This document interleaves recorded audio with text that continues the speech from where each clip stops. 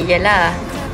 Bekas botol yang berisi air, penyedut minuman, plastisin, warna makanan dan juga marker. Okey. Itu saja. Jadi step pertama, warnakan air dengan pewarna makanan.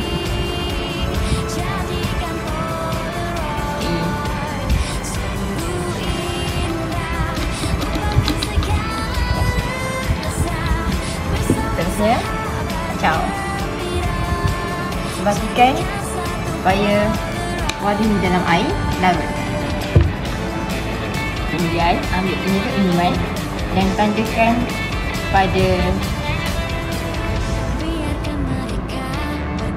kawasan air.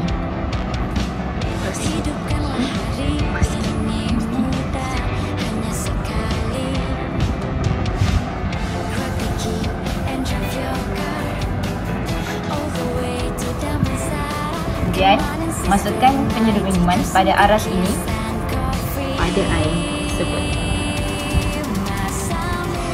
dan letakkan plastisin pada mulut botol untuk menutup, untuk memastikan botol ditutup.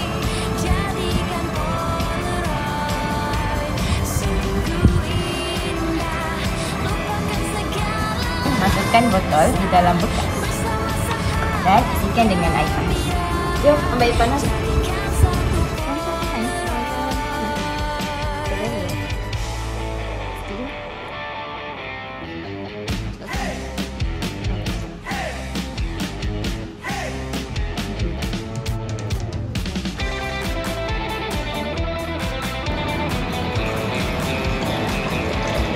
Okay, naik.